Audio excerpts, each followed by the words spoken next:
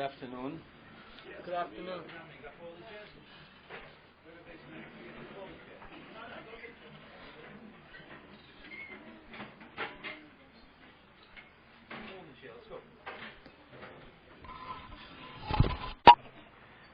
Good afternoon.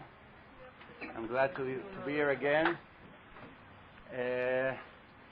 Every few months I happen to come visit, and it's different people from time to time. So, Baruch Hashem, it's a new crowd. I'm going to start my lecture with a question, and then I move on into some scientific proof about certain things that I would like to prove.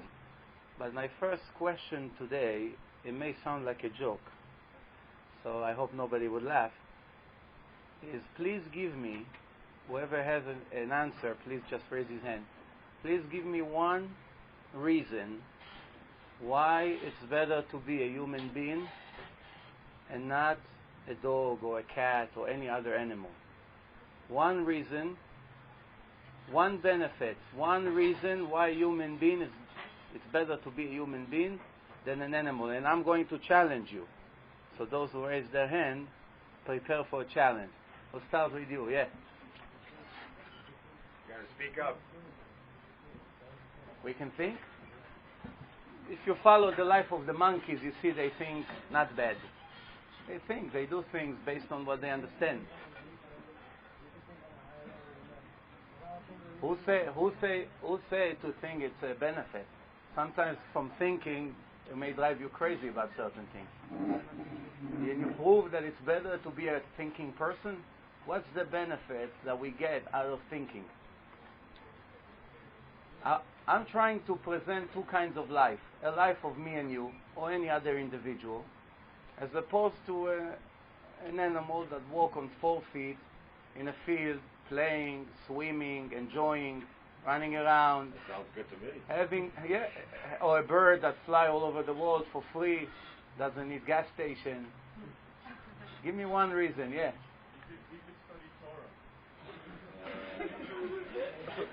I wasn't prepared for people that was born in Bnei Brak. We can study Torah? Wait a minute. Now we're actually going to the end of my lecture. So you know what? I'll keep my answer to you for another hour. Yeah, go ahead. Give me a reason, a proof that we are more civilized than them.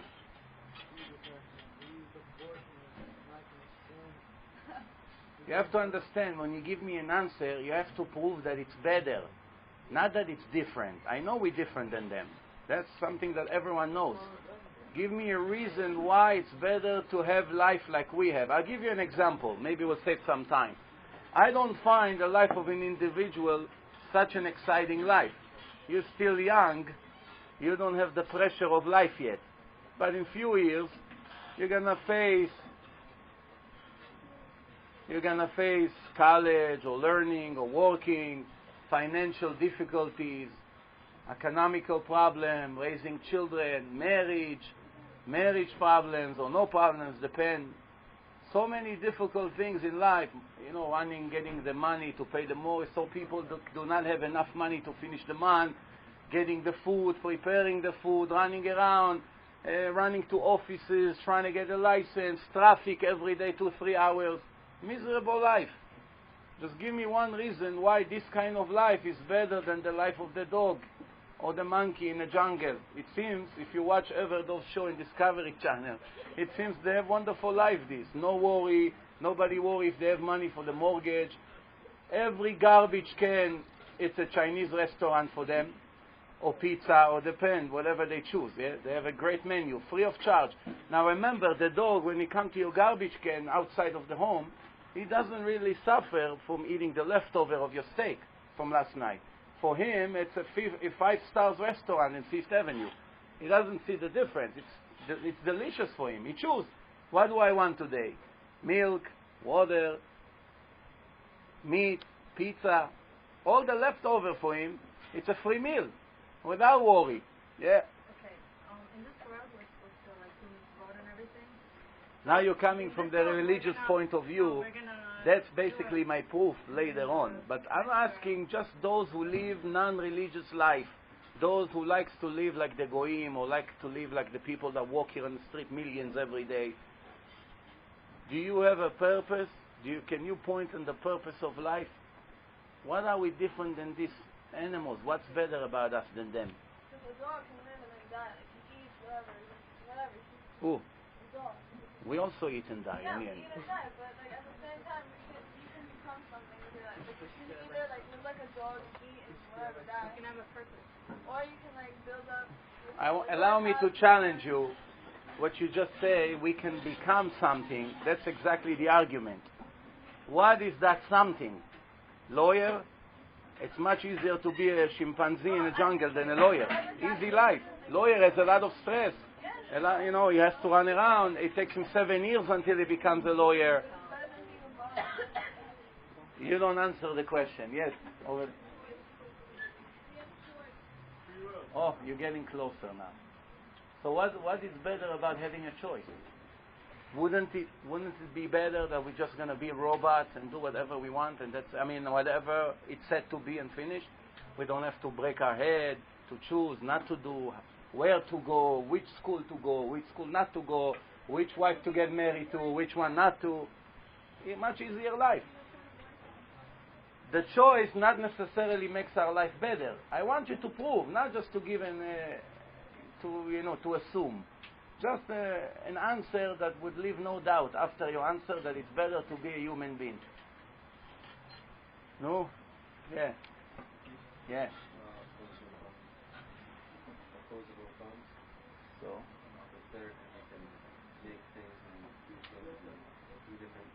You'll be surprised if you follow the life of the animals. They are much more talented than us in everything you can think of. Yeah, we may be more clever. We have intelligence. We have better communication. Could be. I'm not even sure about that, but that's not an answer. Yes. What you're saying is that life is stressful, life is hard. But life is supposed to be hard and stressful. That's how you learn from it. Everything you're saying is just that all the monkeys and the animals. Fine, I got your answer, but let me challenge you. I tell you, if you ask 99.99999% of the people in this world, probably 100% of the people, what you like? Life full of difficulties, or life like it's a beautiful picnic? Whatever you want happen. You just go like this and it happens. What would be the answer? Nobody would like difficult life in order to learn how to get out of those difficulties. We would like life perfect, the way we want it. Whatever we want would happen. You want this will happen, you go like this, like a magician. Everything happens according to your wish. No one lives that life. Oh, that's exactly my question. Why our life is better than theirs? You want to know the answer? There's no answer. It's not really better than theirs. Actually, you have to understand one thing.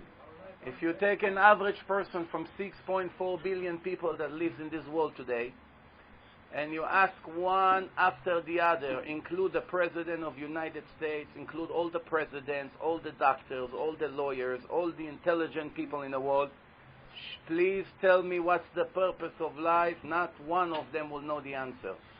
And that's how sad his life is. Most people in life don't have an idea what they do here. They look at ourselves as one species. There's monkeys, there's sharks, there's lions, and there's a species called human being, which happen to be maybe a little bit more intelligent than them, more creative, whatever you want to call it.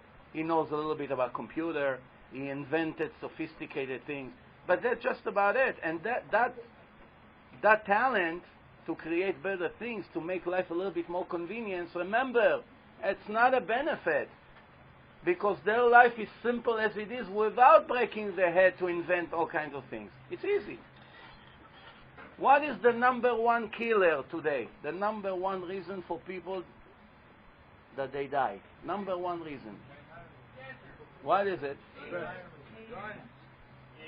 Stress. Stress. Number one reason, stress.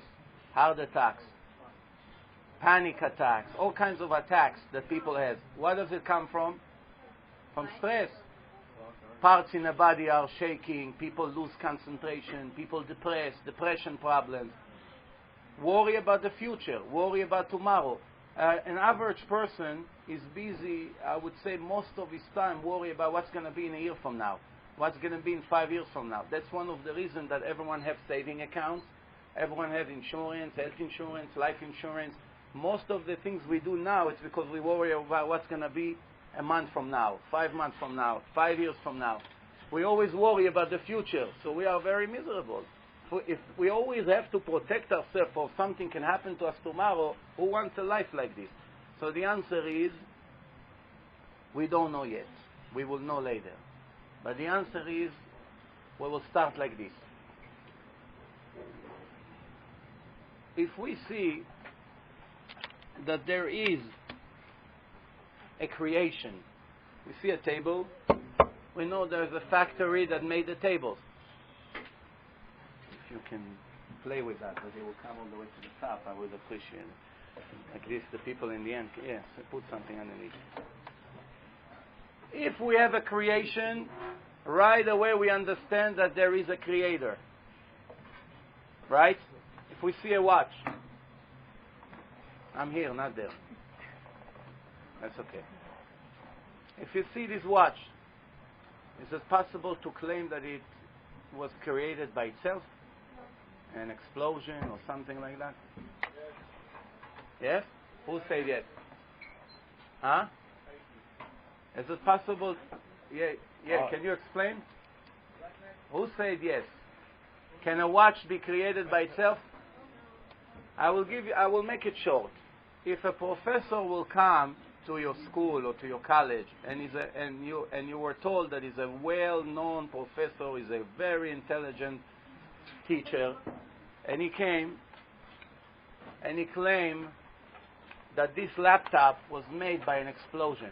In this lab, there was not here, somewhere else, there was an explosion, and all of a sudden, after the explosion, a laptop was created. What would you say about this professor? You wouldn't want to stay in the class one more second, right? He needs to be hospitalized right away. If a person will go to the moon for the first time, and he find a Coca-Cola can, is it possible to claim that he's the first one over there? You know, somebody was there before him and left a can there. Or if you find anything with a shape over there, triangle, round, equal, measured, with dimensions, you would know somebody planned it. You would know it's not just random explosion and it happens and that's it. And that's very simple. The formula is very simple. The more brilliant is the creation, it indicates about the brilliance of the creator. Now tell me please, did you find in this world something more sophisticated and brilliant from a brain of a human being? Huh? I have news for you. If you pay attention, I have two answers for you. If you take all the communications companies in the world, AT&T, Verizon, Sprint, not in America, all over the world, with their satellites, with all their buildings, with all the telephone lines in the world, is not 1% from your brain. And you tell me iPad? And by the way, who made the iPad? Which brain exactly designed the iPad? This brain. I want to ask you a question. After we see the brain of a human being, just for the general knowledge, 80% of it is liquid, like gel, size of an apple. And the 20% that is material, it's all the little veins that go inside. If you ever saw by the butcher shop, I don't know in America if they sell it, but in Israel, they sell brains of a cow. And if you look at the brain, you're amazed how the brain looks. You cannot believe inside that liquid, that gel, there's so many wires inside the brain, and if you stretch those wires together, it will get all the way to the moon and back. That's how long they are. And did it ever happen to you that you wanted to raise your right hand and your left leg jumped? It's functioning, it's working. There are billions of transactions in the brain every second. Billions of transactions. If one of them will go wrong, it will cause a chain reaction. A person would lose control. Okay? Now, going back to my question, when we open the Torah, the Jewish Torah that was given 3,317 years ago, we are going to find something that we will never find in any other book in the world. First of all, I want you to know how many religions and cults started after Judaism. Who knows? Yeah. How many religions? Not which religion. How many religions started from the moment Judaism started until today? Yes. All of them. 5? How many religions we have today in the world and cults? Okay, I'll give you a hint. Just in the United States alone, we have more than 10,000 religions and cults. Yes, just in the United States alone. Now tell me please, how many religions and cults are listed in the world today? More than 80,000. As we speak, probably by the end of this lecture, there will be another 1 or 2 cults invented. There are people all over the world, almost every day, inventing a new religion, or every week. We don't know exactly, but it's very often. And the reason for that is, most of the time the answer is because of pride, the wish to have control on the public. I want to force the public to follow my common sense, my logic, money, donations, fame, and so forth and so on. I mean, many, many times people came and made up a new religion. My question to you is, which religion is the only solid religion that nobody ever was able to contradict? Yes. But it's correct what you say, but I want to ask you a question. If you ask a Muslim, if I would be now in Gaza now, the children will scream Quran, Islam. If I go to China, they say Buddhism. If I go to United States to a public school or to a Christian school, they say the New Testament. Everyone would claim that their religion is the solid and the valid religion. Yes. But in reality, all the religions started from Judaism. If you look at the Buddhist or the monk way, it has some part of Judaism from it. Very good. Now you're touching the point. The point I will add, allow me to add some things. 3,317 years ago, millions of people from the family of Abraham, the Hebrew, his name in the Torah, Avraham Ivri, means, where does this word come from? What does it mean, Hebrew? Who knows? Ivri. Ivri means one-sided. That you on one side and everybody else is on the other side. There was one individual, as he was as a kid, his father had a store, and in the store he used to sell statues, which the people adopted them to be their gods. I'm sure you heard that story before. And at one point he was actually holding one opinion and everybody else in the world was against him. And later Abraham was able to convince a group of people. He was able to convince a group of people that his way is the right way, and they joined him. And later, as he moved on, as it's described in the Torah, he moved on with his wife. He was able to take those people with him, as the Torah says, "Hanefesh asher asu becharan." He took them with him, and later, after more than 200 years, his descendants, his grandchildren, oh, very good. His grandchildren, I always thought I have a loud voice. It's very rare, I need a microphone, but that's okay. Alright, so his grandchildren, after 210 years of slavery in Egypt, they came out of Egypt 49 days after, which is 7 weeks before Pesach to Shavuot. They arrived to Mount Sinai, which is around Israel and Jordan, right there. And they stood around the mountain, and that was, as the Torah described in Parashat Yitro, Bayom HaShlishi, Biyot HaBoker, in the morning, fire all over the floor was shaking, a noise of a shofar was getting stronger and stronger from minute to minute, and millions of people stood around the mountain as the Spirit of God, what we call the Shekhinah, came on the mountain, and for the first and last time in history, millions of people, not one or two witnesses we're talking here. 2 witnesses, it's enough, by the way. But here we're talking millions. The more witnesses coming to testify for the case, it makes the case more solid and more valid, right? You agree, right? If 2 people came, still leaves some kind of a doubt. If 200 came and say the same thing from the street right now, then we know that it happened. If 2 million came, we have no doubts. And in Matan Torah and the acceptance of Torah, there were much more people than 2 million. 600,000 men and approximately 600,000 women and all their children. An average Jewish family at that time was at least 10 children.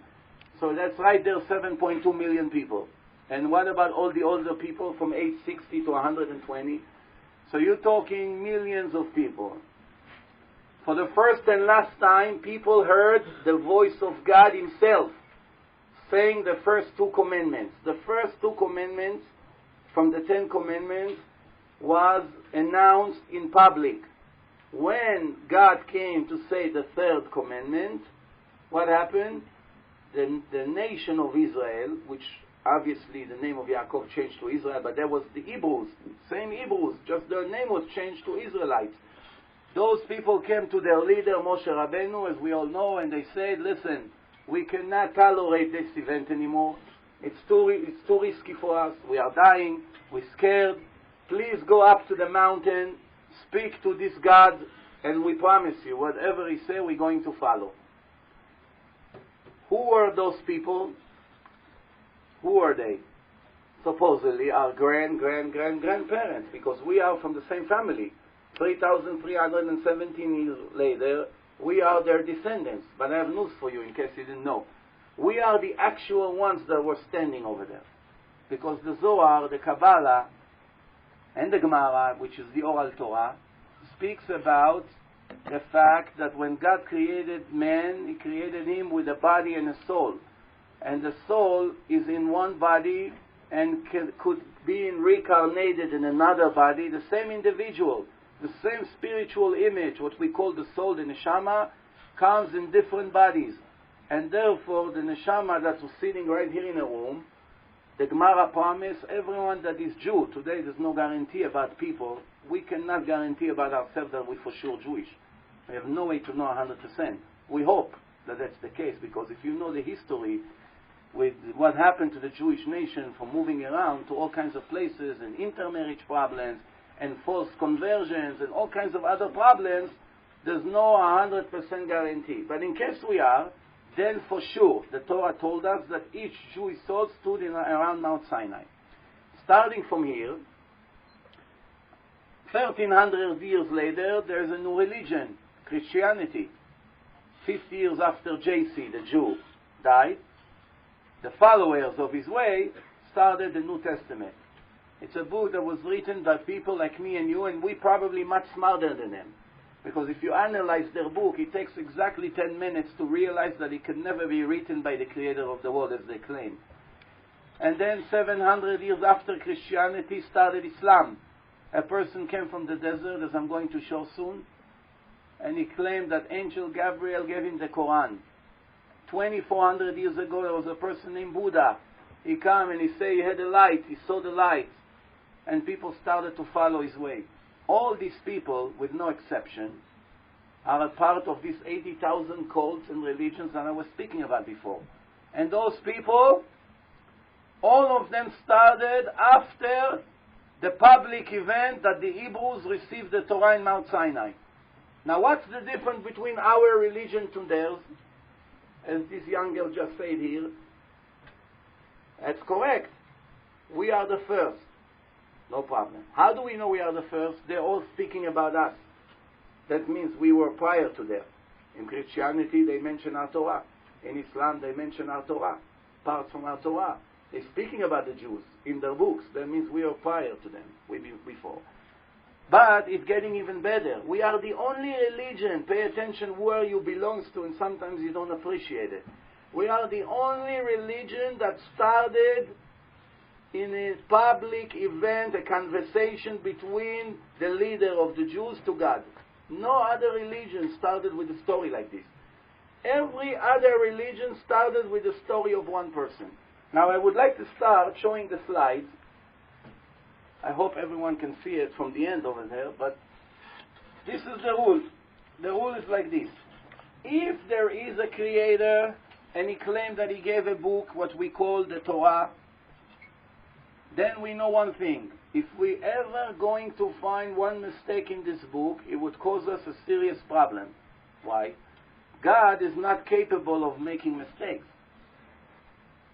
Unless if he chooses to. But when God comes and gives a book, and he claims that's the truth, that's his way, that's his information to the people which he created, we don't expect to find mistakes in this book, such as if somebody comes and gives us the book and say the Twin Towers collapsed in Brooklyn or in Queens, there's any point of continuing to read that book?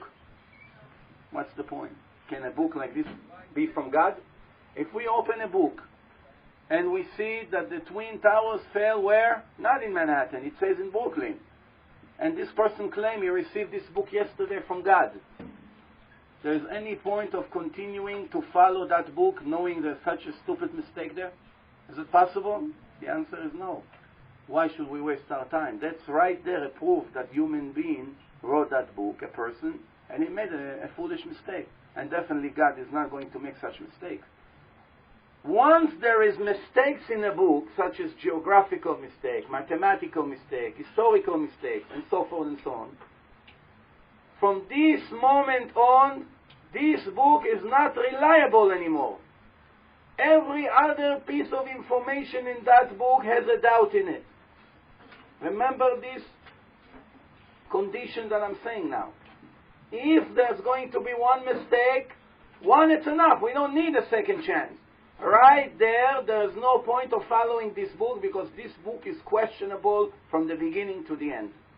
Until this moment, anybody in history was able to find one mistake in our Torah? The answer is no. Sometimes people thought that maybe there's a contradiction. Most of the people who come and claim that there are, God forbid, mistakes in our Torah is because they are ignorant in a part which we call oral Torah. You have to understand. There's a very, very common mistake that people make as referring to the Jewish Torah. They're speaking to the 5 books of Moses, the Chamisha Chumshei Torah. And that's a very big mistake because this is a very, very small part of the Torah. This is only the written text. What about the oral text? There's an oral text, and which is the main Torah? It's the oral Torah. Parts that were not allowed to be written in a book. God restricted the oral Torah. He forbid the oral Torah from being written because he did not want the complete Torah to fall to the hands of the Gentiles. Because if the Goyim would have the Torah in their hand from A to Z, written and the oral, plus all the secrets and the halachot, today for sure you would not be able to know 100% who is a Jew and who is not. Since we are unable to tell about the soul of a person by looking at him, if he's a Jew or not, we cannot tell. Today you wouldn't know who is a Jew and who is not. Everybody in the world would claim he's a Jew and you would have to believe him. Why? Because he is behaving like the religious Jews. He has tefillin, he has tzitzit, he comes to shul, he reads Hebrew. Everything is the same. He makes circumcision to his son. How would it happen? Because they receive all the information. That's why God say he's not allowed to write the oral Torah.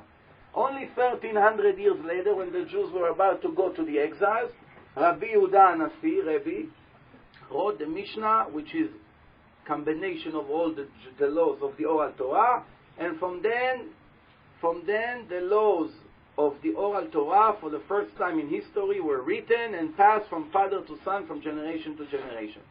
Now, if there is a superpower, Koach Elyon, he never errors. Today, as I mentioned before, we have many, many religions and cults, more than 80,000. When we look today in a religion that is relatively, it's modern, it's Islam, less than 1400 years old, the story is like this in 2 minutes. A person named Muhammad came from the desert alone, and he tried to convince his friends and people that he received this book. Which book? The Quran, the famous Quran that we suffer so much from today in the world. That's the beginning of that story. He comes with a book, and he says that Angel Gabriel, where did he learn that name? In our Torah, which was written 2,000 years before his generation. He gives them the book, and he says, God sent us the book through his angel, and this is the beginning. I'm the new prophet. And according to their religion, Moshe Rabbeinu was a prophet. All the Jewish prophets were, they admit the Torah, they admit the prophets, they admit the whole Tanakh, the 24 books of Judaism. They also adopted Christianity as a solid book, a valid book, and now they claim that it changed into their direction and they are the chosen people. Now I want to ask you a question, please. How many witnesses we had to his story? Not one.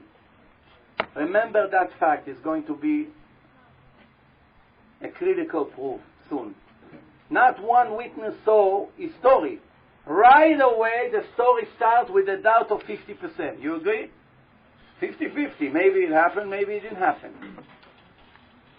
When we open the Quran, we find all kinds of mistakes in the text. Different Qurans in different parts of the world. One does not match the other. Even if Angel Gabriel really gave him the book, we will never know which one was the original text because there are so many hundreds of different texts. So the original one that he brought from the desert is gone. It's gone. And if that was the truth of God, we will never find it. That means this religion is obsolete. It's gone from the world. Even if it was valid, it's gone. You will never know which one was the right book. How can you follow this book? It's a very big problem. Next, when we go to Christianity, it's a very ridiculous religion, believe it or not. 2 billion people follow that religion today, but it takes mamash 2-3 minutes to prove that this religion can never be given by God. Never, ever. Anyone would have to admit, and believe it or not, about 7 or 8 years ago, we sent a letter to the previous Pope with the questions that I'm going to show you, and they didn't have an answer. If he was an honest person, he would have to come in front of the whole world and say, listen, our religion is false. I have no answer to the question that my Jewish brothers, as he called us at that time, approached him with. What was the answer? As we go into their book, first of all, a part of their book, which you heard about Matthew, it says, this is JC. JC is speaking. They quote something that he said when he was alive. And this is what he said. Pay attention. Don't think I came to contradict the Torah or the prophet. I did not come to contradict. I came to fulfill. I'm telling you that even if heaven and earth will be cancelled, one little yud from the Torah will not be erased. They all will exist. Therefore, if somebody contradicts one letter from the Torah, will be cursed in the kingdom of heaven. If one person would have the guts to come and contradict one word, one little letter from the Jewish Torah, that's the prophet, that's the Messiah. He will be cursed in the kingdom of heaven. If you turn the page right there, you see right after his statement, one day after the other, he was contradicting the Torah. He allowed them to cut wheat on Shabbat, which is not allowed. He was eating bread without netilat yadayim, and it says in the New Testament that the student asked him, how does he eat bread without washing his hands? And he said, I'm allowed. You just say nobody can contradict it. Then they asked him, tell me, how many leaves on the tree? And he said, let me go closer, and I count, and I tell you. If you're the Son of God, you need to count how many leaves on the tree. Oy lanu, this kind of Son of God. If God is in his body, the way they claim, God needs to go to a tree and count how many leaves on a tree? Obviously, no. When we look in their book, Christianity is the only religion that dare to give prophecies. How many prophecies they gave? Only one. One prophecy. That the Jews will never go back to the Holy Land. And the Jews came back to the Holy Land. In the beginning of the previous century, there were thousands of Jews coming to Israel every year until there's a whole community of Jews there. That's 70 years before the state of Israel we're talking. The Chovevei Tzion in 1880, the year 1880, started to come to Israel. When we ask the Vatican, how do you explain that there is a mistake in the only prophecy that exists in the New Testament? What did the answer was? We do not recognize the state of Israel. Did you hear such nonsense? We're not asking about the state of Israel. In your book, which you claim that is from God, it says over there that God closed his chances for the Jews. That's it. After the destruction of the Second Temple, they will never go back to the Holy Land. Once the Jews came back to the Holy Land, that's an indication that their book is false.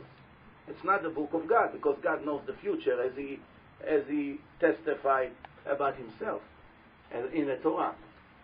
Then they come in the beginning of the New Testament and trying to prove that the father and mother of JC is Yosef and Miriam, Yosef the carpenter. And then they say that he went out of town and he come back after a few months and he sees that his fiancée is pregnant. What they call Mary or Maria or Miriam. Same lady with a different dress. So they said, he said, what happened? You betrayed me? I never touched you. We never really officially moved in together. They got engaged. The engagement was an actual kiddushin.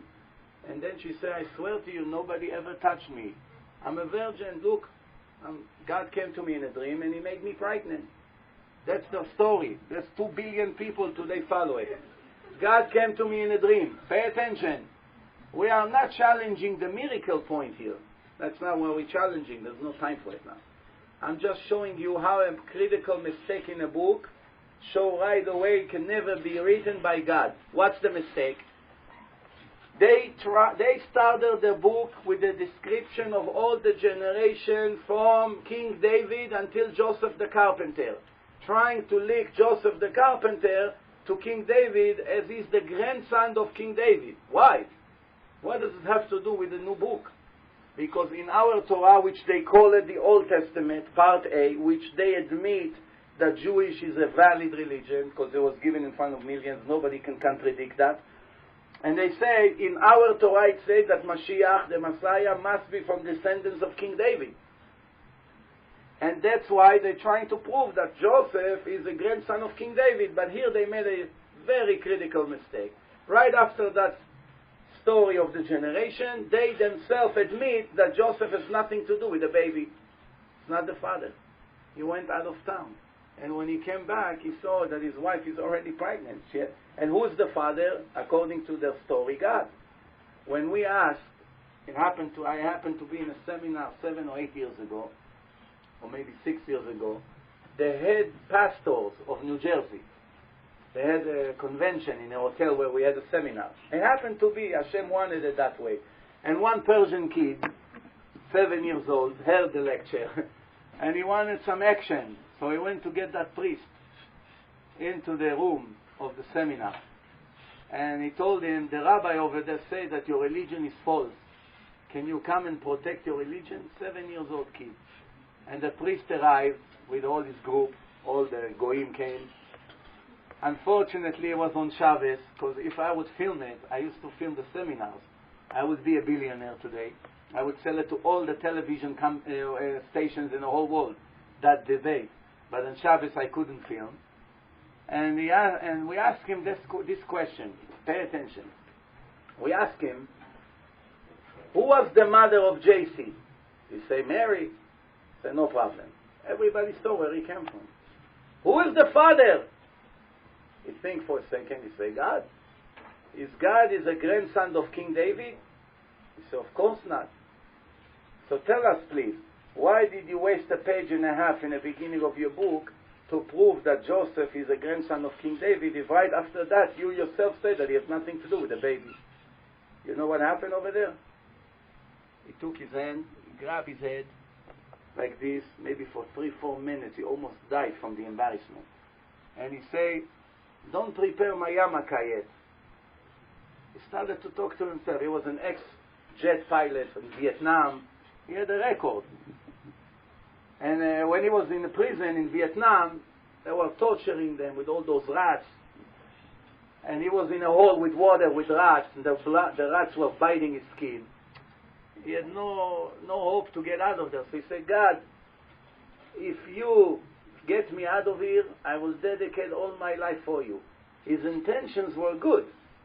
The question is, how do you get closer to God? There's only one correct path. All the other ones is human inventions. One way God himself brought to humanity, this is the way to be communicate to me, connected to me. So he said, if you get me out of here, I'll be religious. He got out of there, he became a priest later. Now in his card it shows that he's the head pastor in all the state of New Jersey. So he was holding his head and he said, wow, my mother will kill me if she finds out I became a Jew. That's what he said in front of maybe 200, 300 people there. Was holding his head. So we gave him the card. He said, give me 3 days to get back to you with an answer. Of course, until today, 7 or 6 years, we're waiting for his answer. There's no answer. Well, then we asked him a few other questions, then he gave up. We told him, it says in the New Testament that Yaakov Avinu, Jacob, went to Egypt with 75 people. But in our Torah it says with 70. What happened to God? He forgot? He forgot what he wrote in his first book, and in his second book there's 5 more people. Where they came from? He didn't know. If he was an honest person, he would quit the church the next minute. He would give him a call, I resign. Why do I waste my time? Once in my life, I saw a person that is decent and honest. A professor in college, Mr. Levine, his name, he's teaching 40 years the theory of evolution by Darwin, that people came from the monkeys. 1 hour debate between me and him. He brings his proofs, I bring my proof. Then he got on a stage and said to everyone, I have to admit, I have to recheck my whole life. Maybe I went in the wrong direction. He didn't admit 100%. He kept it, for his pride. But he said, I have to reevaluate my life. Maybe I'm teaching something that is not correct for 40 years. Of course it's not correct. So we move on. When we look into the New Testament, we have more than 150,000 different New Testaments in the world. More than 150,000 different books. Every place you go, you're going to find a different text. Letters are different, names are different, dates are different, parts are missing. How is it possible? The answer is, pay attention. We all know that when you go to the synagogue in Ezra Academy, or you go to Rambam, or you go to Poland, or you go to Russia, or you go to anywhere you want, to Syria, to Iran, whatever, the Torah that are open is the same Torah. Bereshit bara Elokim is the same Torah. The story never changed. We don't have 2 Torahs, one with one story and one with the other. But pay attention what happened to the Goyim, because they were not aware of one potential risk. And that's how we can find today that the religion is completely false. Pay attention. What happened is like this. If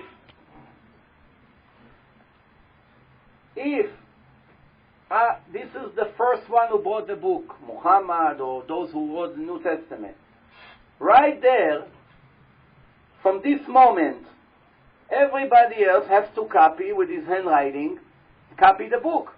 If the book has 100,000 letters, right?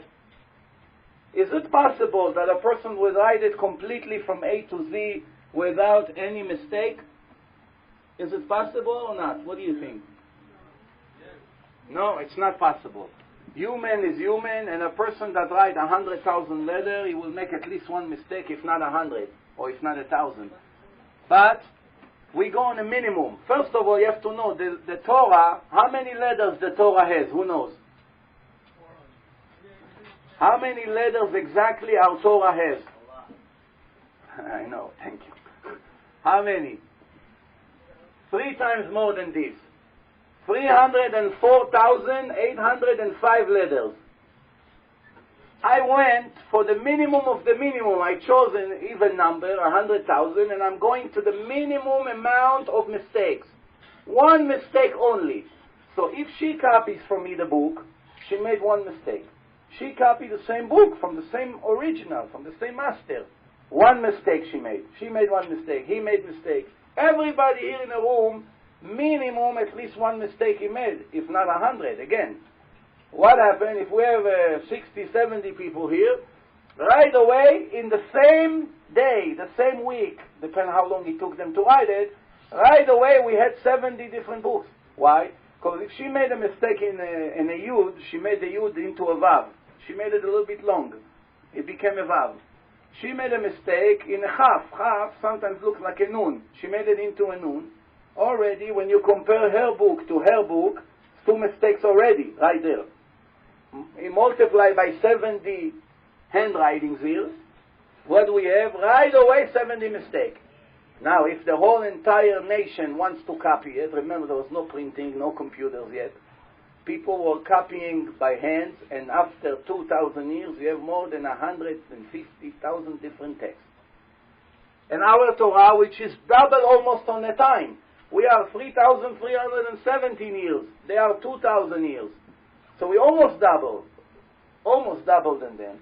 And our Torah is much longer than this, much longer than their book, and much longer than Quran. And yet, there's no mistakes. Our Torah is all over the world, the same Torah. But here, you see so many mistakes. The answer, the reason for that is, because in Sefer Dvarim, there is a very, very serious warning in the Torah. When God gave us the Torah, this is what He warned us. Do not add any letter or do not erase anything. Not only letter, any law from my Torah. Based on your own opinion, you are not allowed to add or to erase. And if a person does it, there is very, very serious punishment for someone who is going to modify the Torah. That's why people were very, very careful. Also, it was obvious to us that if a book was given by God, it has a special magic, special blessing in it, in the original way it was giving. On top of that, there's millions of secrets into the text, as we find today, such as codes, numeric values, gematria, all those. But just enough that you take one letter out of the Torah, you erase now one letter in the Torah on purpose. This Torah has no holiness in it. You can put it in a suitcase and send it with a ral. Why? It's not the original Torah. One little mistake, such as 0.00001% of the book was changed. Nothing. What is one letter from 305,000? The whole Torah is obsolete. You cannot make a bracha on it in shul. You don't have Torah, you have a problem. Hey, Rabbi, but Yom Kippur, we have to take a Torah, we have to read, it's a special day. It's not a Torah. It's just a piece of paper. Why? If it's from God, human hand cannot interfere with that. Why? Do we have an understanding? We have a beginning of understanding in the brilliance of God? Do we know what's going to be the outcome, what's going to be the results of changing or adding? Of course not.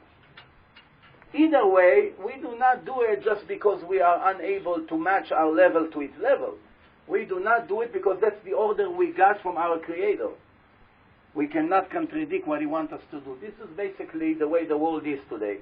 33% Christians, 19% Muslims, 13% Hindus, Buddhists 5%, it's hundreds of millions. 5%, it sounds a little. Hundreds of millions. And Jews, 0.025. You get it? 13.2 million Jews in the whole world. My question to you is, how is it possible? If you know a little bit history, if you read in Parashat Noach, over there it describes after the flood, approximately 4,200 years ago, the flood of Noach, that God killed all the wicked people in the world and started a new world. Mikveh. There was a mikveh to the whole world. Everything was covered with water, and a pure world started from a righteous family. Not all of them were righteous. The father was righteous, Shem was righteous, and we are the descendants of Shem. If a person don't like Jews, what's the expression for him? anti-Semite, right? Why? Because Sem is the son of Noah, and we happen to be his grandchildren. Now, we started in the same generation like the Chinese. The Sini, if you know Hebrew, the Torah say that from Ham there was other nations, from Yefet nations, and one of the nations that came out of them was the Hasini. Yavan, Greece, came out of the same generation. There was a person named Yavan, Greece. And from there you have a nation called the Empire of Greece, and then you had all the other empires that came out from those two individuals, Yefet and Ham. One of them was the Sini. So we started in the same generation like China. In China you have today 1.5 billion people, and this is with serious restriction on birth. You cannot have more than 1 children. We, Baruch Hashem, don't have any restriction. Sometimes we choose it, unfortunately, but we don't have any restriction. You can have as many children as you want. Nobody tell you what to do here. In our religion, the opposite. Encourage people to have as many children as God gives them. Not interfere with his decision. Because decision about life is only in the hand of the one who gave life. Nobody else can interfere with his decision if it's right to terminate the oxygen machine in a hospital, or to induce labor, or God forbid to make an abortion, which is a complete murder, for those who didn't know. No human being has the right to decide those kind of decisions. Only the one who gave life, it's in his hand to decide what's going to be with his life. It's a problem here. When a person does it anyway, he's going to be sentenced severely for these things. As the Torah says, you should not kill. And the Torah already said what's the punishment for someone who is a murderer. So, how is it possible? Who has an idea? How come there is only 13 Jews when at the same time Chinese are more than hundreds of times more than us? When it should have been the other way around. We, with our religion, should have become today more than 20 billion Jews, if you calculate. How come we only 13.2 million? What's going on here? Who has an idea what's going on here? Yes? That's one of the reasons. Holocaust, that's what she said. All kinds of Holocaust. Intermarriages. Thank you. That's what I was looking for. The Jewish nation, pay attention to what we say. Assimilation, it's a cancer in our society today. Pay attention to the numbers I'm going to give you. From the Holocaust until today, in the Holocaust, how many Jews died? Approximately 6 million. Every year we have a day, we cry over it. It's very hard to understand how did it happen to us. I mean, there are museums all over the world, there are books, movies, survivors. It brought a lot of impression to the world, this tragedy. Did you know that there is a tragedy that is a little bit worse than the Holocaust that happened to the Jewish nation from the Holocaust until today? The Jewish nation lost more than 7 million Jews in intermarriage that marry non-Jewish ladies. That means if you marry a non-Jewish lady, according to the Torah, your children are not Jewish. You cut the tree of life of your father, grandfather, grandfather until Moshe Rabbeinu. You are the first one who had the gut to cut the chain from Moshe, from the time of the Torah, until now. And you are responsible from this moment on to everything that should have come out according to the plan of God and didn't come because of you. You have to pay for it. It's a very serious problem. Why? Intermarriage is not just a decision, oh, I marry Christine and that's the end of it. She's a nice lady, Rabbi. What do you want? She looks exactly like Miriam. Look, they could be twins. It doesn't work that way. Most of the problem is as a result of ignorance. Why ignorance? Because most Jews today in the world have no idea what the Torah is all about.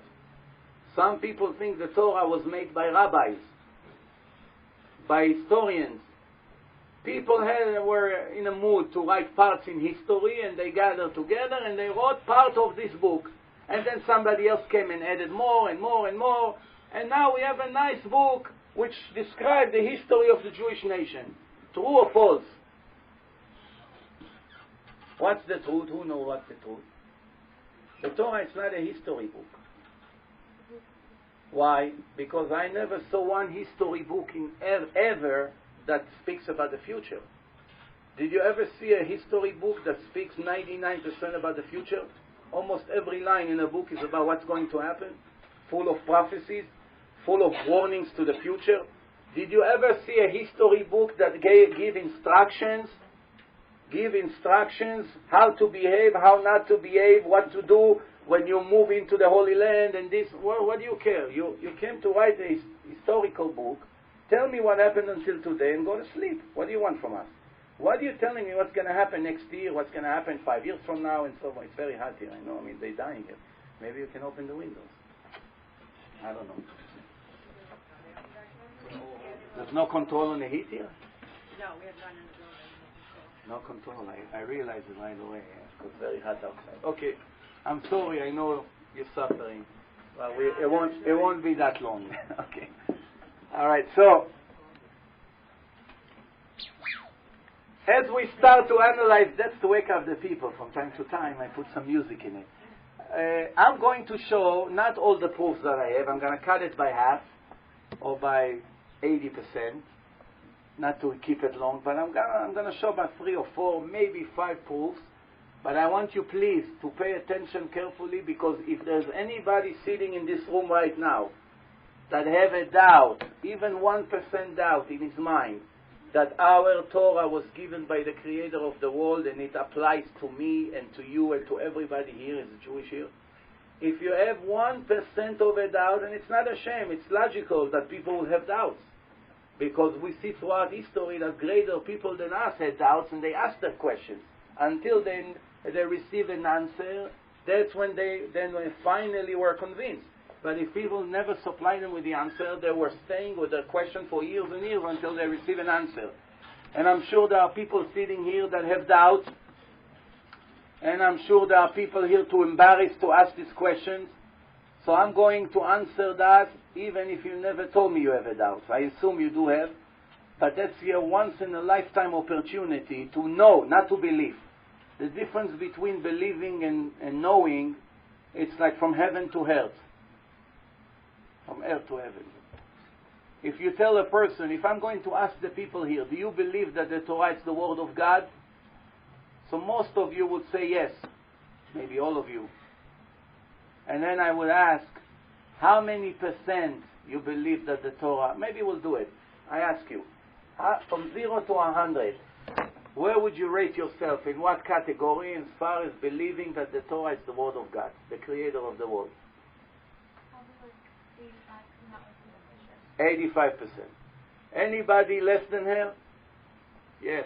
How would you rate yourself? How many percent? 10% from 100? Okay, no problem. Who else has doubts? That's an opportunity to remove these doubts now, right now. I promise you that in a few minutes it will be much more than 10%. But who else has less than 85%? Now, allow me to say my opinion.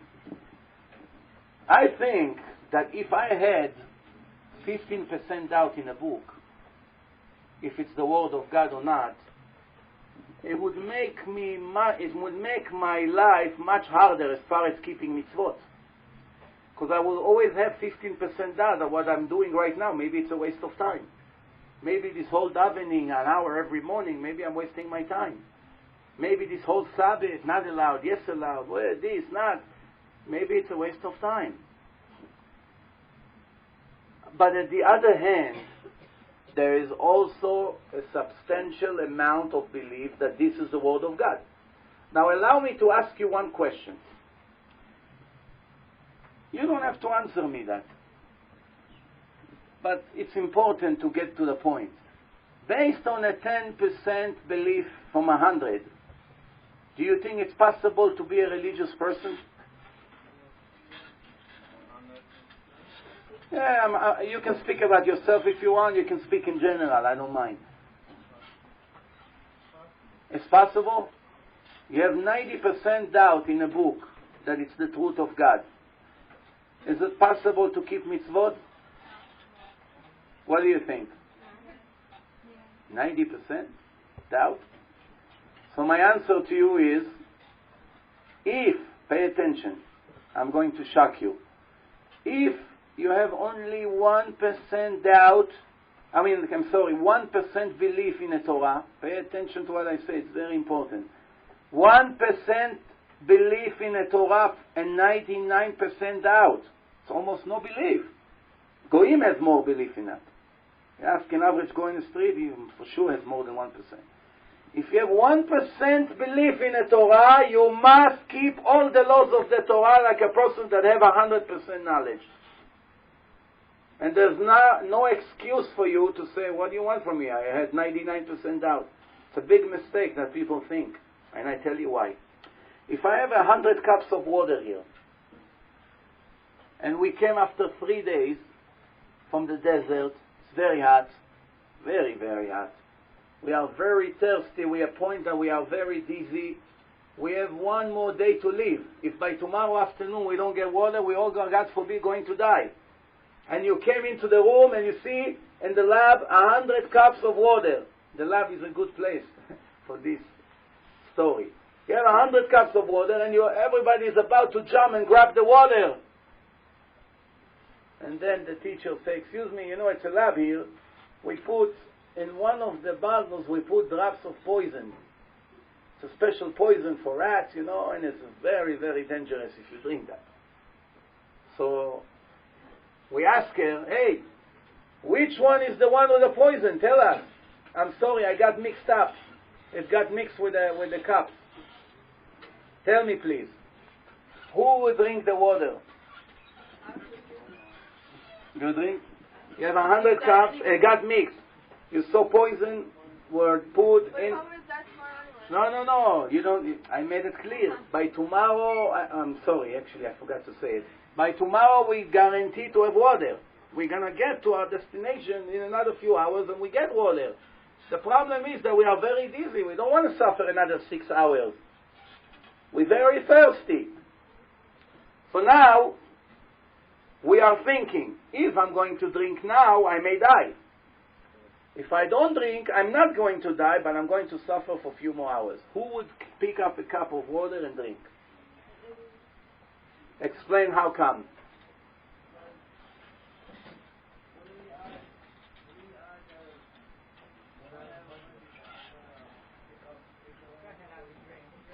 The odds are 1%. The odds that a person is going to die when he pick up one cup is only 1%. But you just saw that almost nobody other than you raised his hand. And that was a clever decision not to raise the hand. Why? Because with a 1% doubt, almost every individual in the world, if he has a little bit sechel, he wouldn't drink. What's better?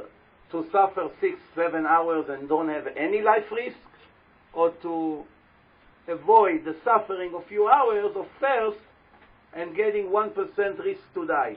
Of course, nobody wants to take a risk of 1% to die. Unless if he hates his life. He wants to commit suicide, that's a different story. We're talking about happy people. They want to live. They won't pick up. So what do you learn from here? With a 1% doubt that there's poison in a cup, you're not going to drink. I want to ask you a question now. How many times the Torah says that a Jew must keep the Sabbath? It's a covenant between me and you for eternity. It's a symbol that I created the world in 6 days, in the 7 I strike. Do not do any melacha, do not do anything on Shabbat, any work, any creation. And God forbid, if a person does it, what's the punishment for it in the Torah? Who read it? Skila, stoning. The worst punishment in the whole Torah. No other punishment in the Torah is worse than that. As a matter of fact, the two worst punishments in the whole Torah, all of them together comes in this sin, not observing the Sabbath. What is it? Skila and karet. The skila, believe it or not, it's the easy part of the punishment, because it's only a few hours and it's gone.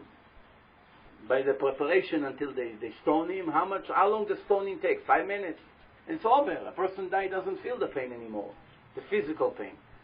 But the actual punishment of that is, as the Creator indicates in his book, וَنِכْרَתَ הנפש ההיא מישראל. This soul is going to be cut out of my nation. Now I want to ask you a question. The majority of the Jewish people in the world today observing the Sabbath or no? No.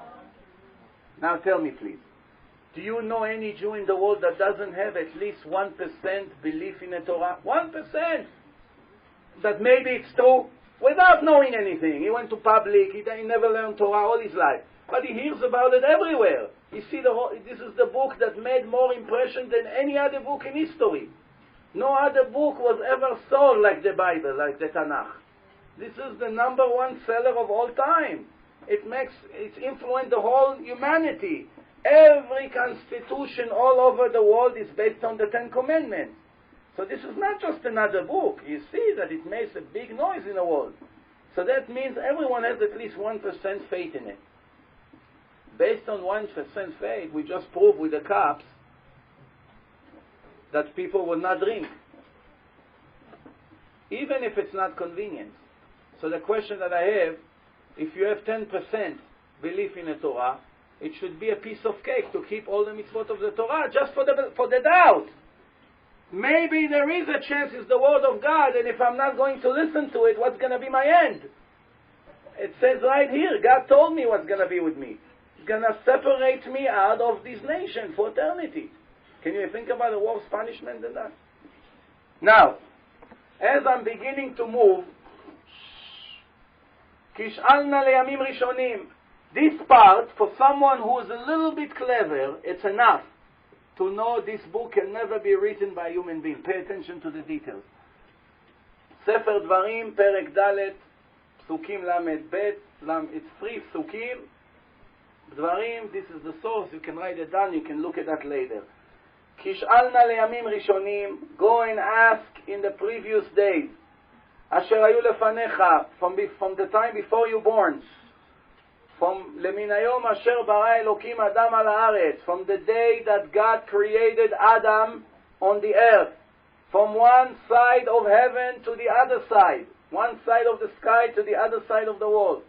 Aniya kadavar hagadol hazeh, did something so great ever happen? Or anishma kamo, or someone ever heard such a thing? Did ever a group of people heard the voice of God speaking to him from the fire as you heard and survived to testify? This is what it says so far. Go check in history. It applies to every Jew, to me, to you, to your children, to your parents, to everybody. You want to know that this is my book? Here, piece of cake for those who have doubts. Pay attention.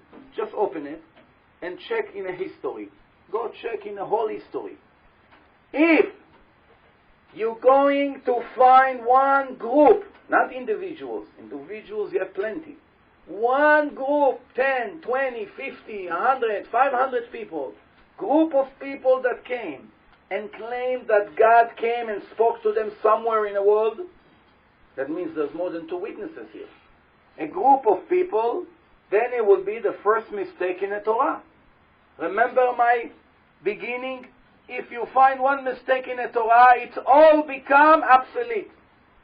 It's false. You cannot rely on it anymore. This is the risk that the writer of the book took upon himself. Pay attention. If you're going to find in a whole history, remember this is speaking, this was written 3,317 years ago. We are now sitting in this room 3,300 years later and checking if it was right or not. And that shows right there that human being could never take such a risk for the next 3,300 years. Who knows what's going to be in an hour from now? Do you know what's going to be downstairs in the next hour? I don't know. Nobody knows. Did it ever happen that God came to a group of people with magic and war and his right strength hand and to take them as your God did to you in Egypt in front of your eyes? Your eyes saw that God is the only master and there's no other. The problem that we have today that people are not used to use their brain to think. Only people who learn daily Gemara or math or things that they have to use the brain a lot, those people, their brain is sharp. That means is able to know, it has a greater bina. We have Chokhmah, Bina, Vadat. Most people think it's the same thing, Chokhmah, Bina, Vadat. But it's three different things. The difference between Chokhmah and Bina is Chokhmah is the ability to hear a story and understand the details. Go, make a right, make a left, 2 miles, and then change, go into that highway. I'm smart, I hear the story, and I'm able to do it, and that's it, memory. Bina, it's wisdom. Wisdom is different. In English it may not sound so good, but in Hebrew it's the language of God, the Lashon HaKodesh. And Bina means Navon. What's the difference between Chacham and Navon? The difference is Navon, someone that has Bina, has the ability to learn one thing from the other without people telling him. If I tell you 2 times X is 6, how do you know X is 3? You investigate, you do, 6, 2 times X is 6, then X is 3. Nobody told you ever that X is 3. How do you know it? Or if I tell you, the police found tracks of the murderer in an apartment where he murdered his victim, and they found mud and water on the floor. What do we understand from that story we heard on the news? That was a rainy day. How do we know? They never say it on the news. But because of that, we were able to understand one thing from another. Right? That's called Bina. People may read that and never see it, but now I'm going to open your eyes. Pay attention. Here there are some indications that leaves no doubt. Human being can never ever know such a thing. Only the creator of the world was able to write it. Pay attention. He says, go check in history if a group of people claim that I spoke to them like I did to you in Egypt. Then what would be? That would be the first mistake in the Torah. Then that's it. It's obsolete. No more Judaism. Why?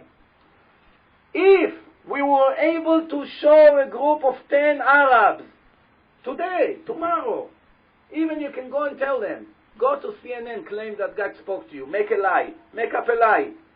Even if we know it's a lie, for sure, we will still have a first contradiction in the Torah.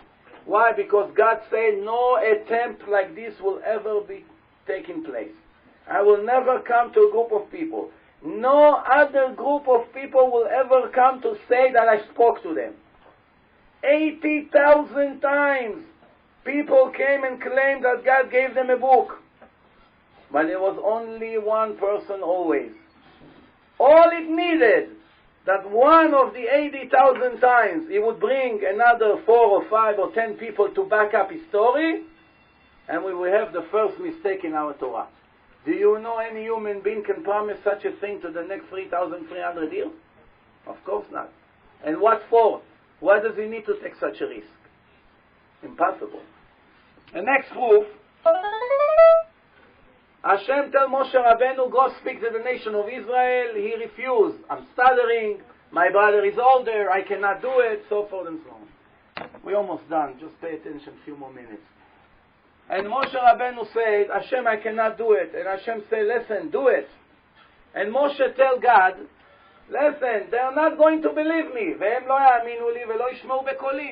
they're not going to listen to me. Who is going to believe me that you spoke to me, God? Come on. If I came to you and say God spoke to me, would you take me serious? It's not something that happens every day. So Moshe Rabbeinu has a valid question.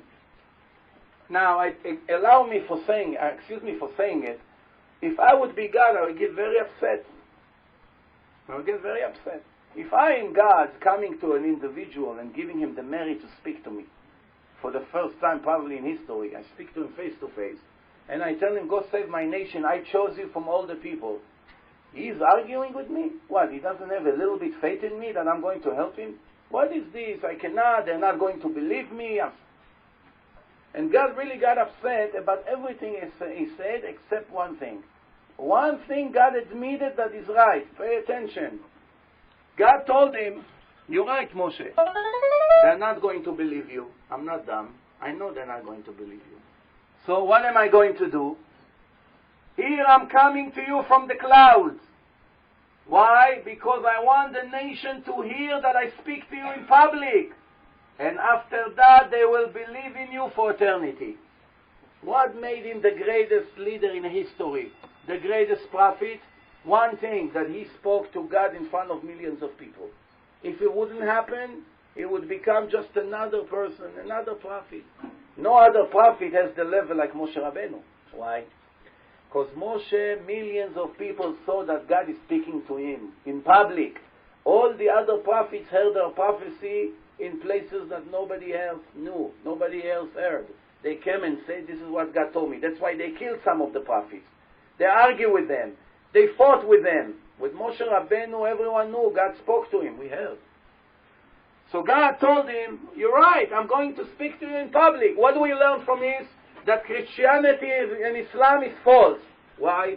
Because God just said, it's not my way to give a Torah, a book, a divine book, to an individual in hidden rooms or in a desert. I'm going to do it in public. Why? I want everyone to hear, and then they will have faith in you. So how come they came and say God came to me in the desert? It's contradicting what it says here. That's the proof that their books is false. Then we move on. I'm skipping some of the things because I want to just show.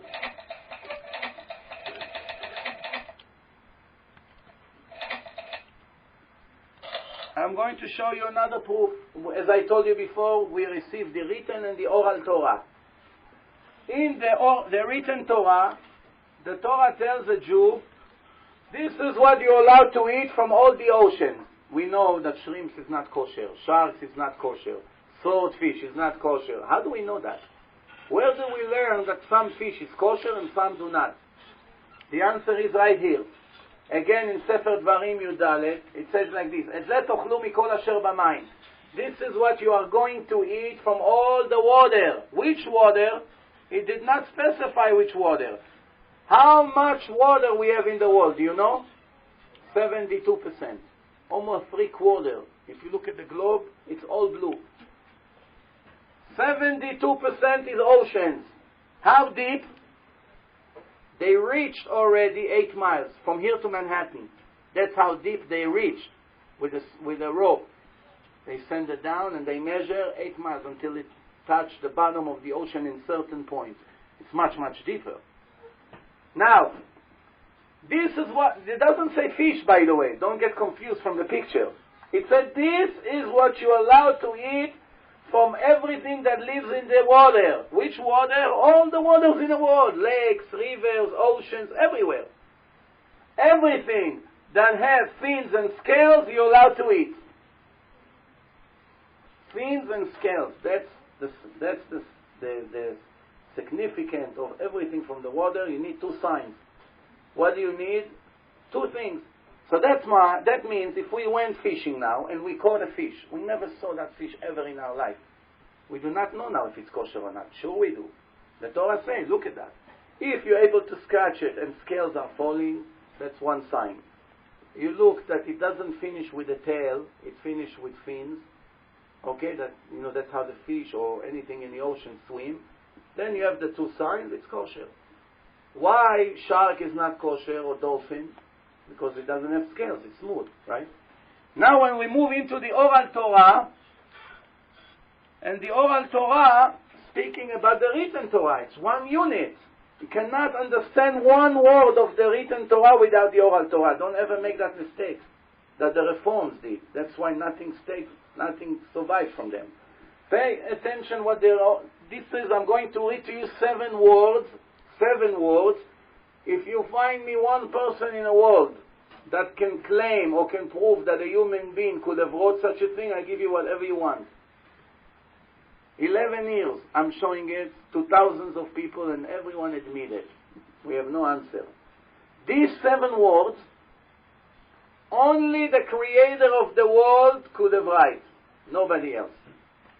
Nobody else could ever say such a thing. Only the one who created everything on this planet. Everything. How do I know? Very simple. Pay attention what he promised. Now remember, if you find one mistake, it's dismissed the whole thing. כל שיש לו קשקשת, every species that have scales, יש לו snapir. You will find in his body also fins. Guarantee. There are ones that have fins but doesn't have scales. We don't need God to tell us this. We see dolphins, we see sharks, we know. But those 7 words, nobody in the world could have predicted. You know what? Pay attention. This leaves no doubt. You're at 10%, I think it should turn around now. Pay attention. This is a promise that no matter in what generation and generation you're going to catch in the oceans, you will never ever find anything that have scales and didn't have fins in the same body. If somebody give you half a fish in jail, you got arrested, you have nothing to eat, they bring you half a fish. You have nothing to eat. You want to know if this fish is kosher or not. What do? You see that the fish has scales, you don't need to see the fins. It's guaranteed. You can eat. Guaranteed. There's not even one in the world that has scales and doesn't have fins. That's what it means here. There's thousands of different of snakes in the ocean. If one of them will have scales, it will be the end of our religion, the end of the Torah, the end of everything. You understand what we're saying here? In order for you to write such a thing, first of all, you need to know all the species in the ocean while you're writing it down. You need to know and to have full control about all the future. There are fish and all kinds of other species who merge together in the ocean, and every day there are new species born into the world that were not exist yesterday. The prophecy here includes them in it. When the Torah was written, half of the things that lives in the ocean today were not even exist.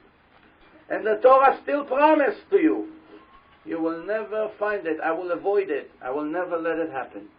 This is just one out of thousands examples that we have in our Torah that prove that no human being can write such a thing. Nobody. Anybody wants to make a comment about it?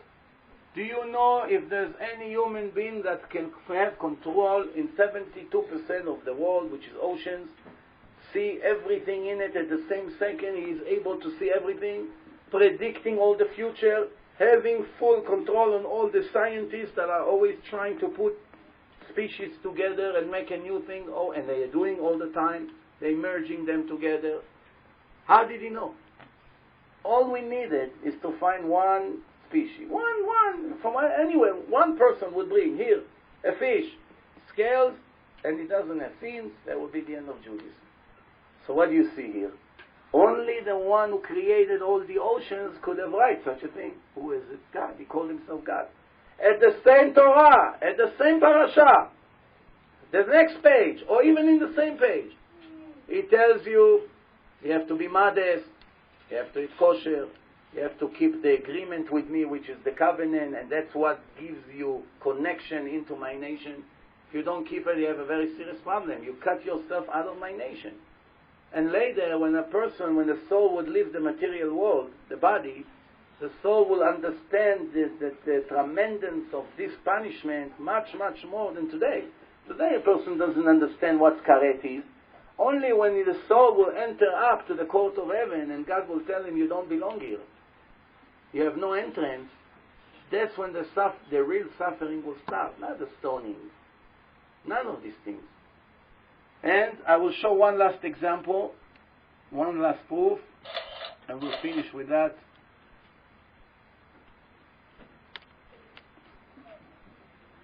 As you see, I'm skipping, but okay.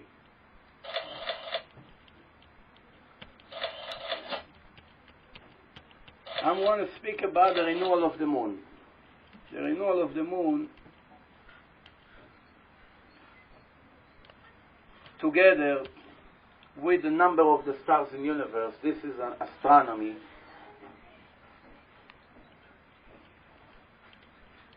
We know that every 19 years there are 7 leap years in Judaism. It's called Adar Bet.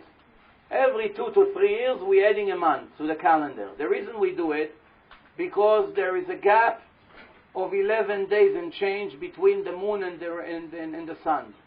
11 days and a little bit. That means every 3 years we lose a month in a calendar. The Muslims that go by the moon, their year is 354 days. That's it. That's why their month of Ramadan sometimes fall in the summer, sometimes fall in the winter. It keeps moving. They don't care. The Christians didn't want Christmas to move from December, from the time of the snow. They don't want Christmas in August. So they wanted to make it always right now when it's cold and it's very, very, it's snowing. So what did they do? Every 4 years they have February 29. If you're born in February 29, age 60, you only had 15 birthdays. You lost a lot of gifts. But God that created the moon and the sun, have one sentence in the Torah that makes us a serious problem. What is that sentence? You have to keep the month of Nisan, Rosh Chodesh, that's the beginning of the year Nisan, from Nisan to Nisan. And the Torah says, Pesach Chag Aviv, the spring holiday. Spring, it has to be on the spring. Around that time of April, around that area when it's becoming warm. If we would ignore the 11 days gap, it would move, and it will move into the winter, and then to the summer, and then to the spring, and then you understand how it works? So we needed to do something that Pesach will always fall in the spring. And God had to tell Moshe what to do. And that's when we go to the Oral Torah. The Torah says, Be'ota Sha'ah, at that time God gave Moshe Rabbeinu all the calculations of the moon. And all the tradition, how to make leap years.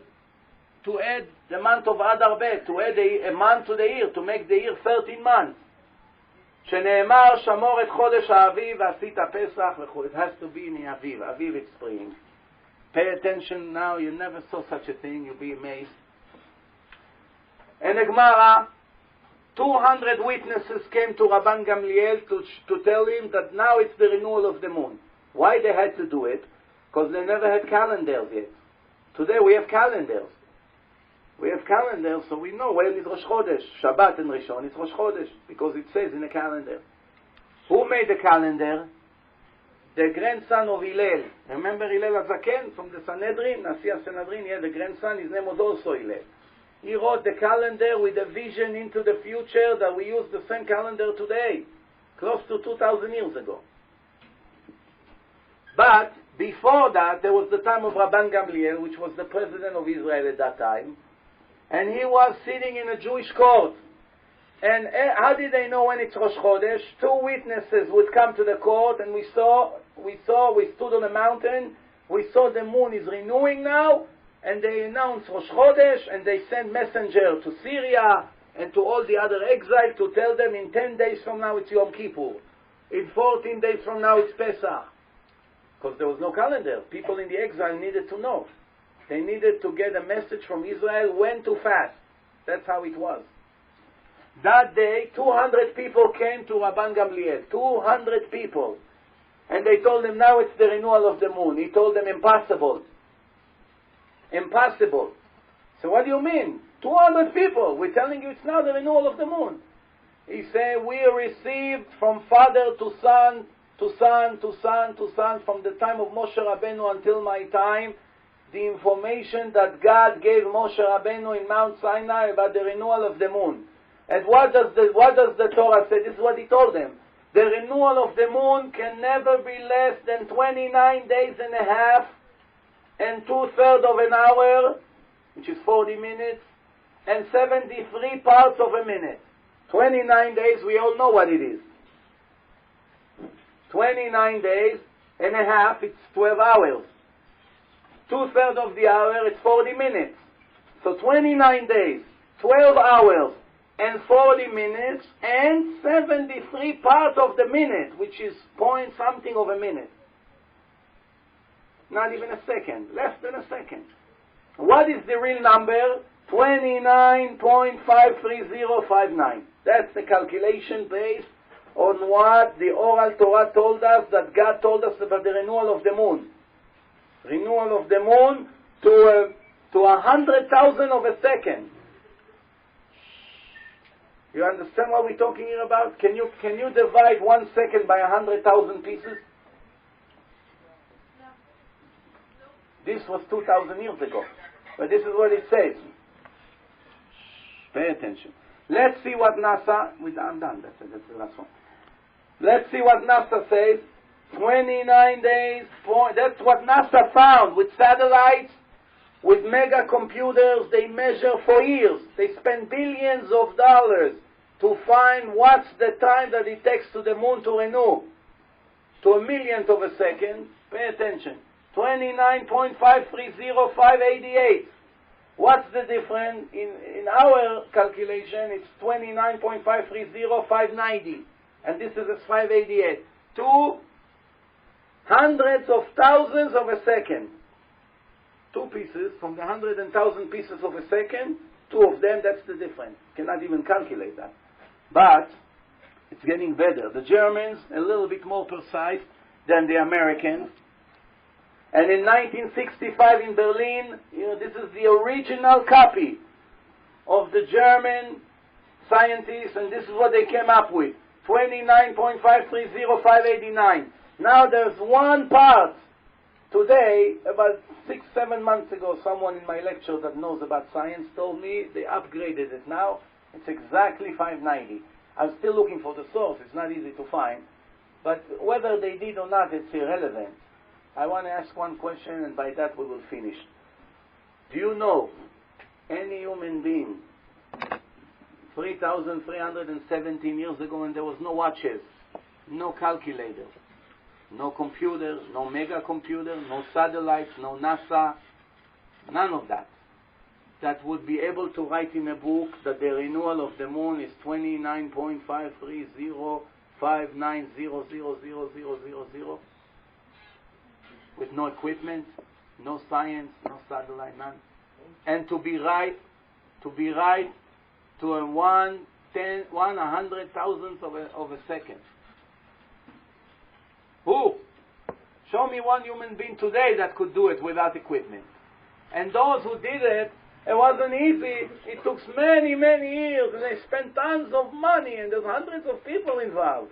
Pictures, measurements, computers and everything, and in the end they came to what the Torah say in one sentence. This and the other proofs that I showed today, I didn't show that much, but I have thousands alone in my computer. I have thousands, I'm not exaggerating, thousands of proofs like this. The numbers and the stars in the universe, it's in the Torah. 1600 years before Galileo was born with his telescope. When he raised the telescope in 1608, he found that there's much more galaxies than we thought. Until 400 years ago, the whole world thought that there was only 6,000 stars. Only 400 years. Everybody thought there are 6,000 stars. In the Torah it says there's 10 to the power of 19 stars in the universe. How did a human being was able to write such a thing 3,300 years ago? What do you say now? We'll finish with you. 10%. Mr. 10%. What do you have to answer? You have an answer for those two proofs? I think he has to think about it. He has to think about it? I don't think we can put him on the No. I mean, do you have an answer to contradict that? Do you think a human being was able to write such a thing? Thank you so much. The help of God. And that's what exactly I was making. Thank you very much.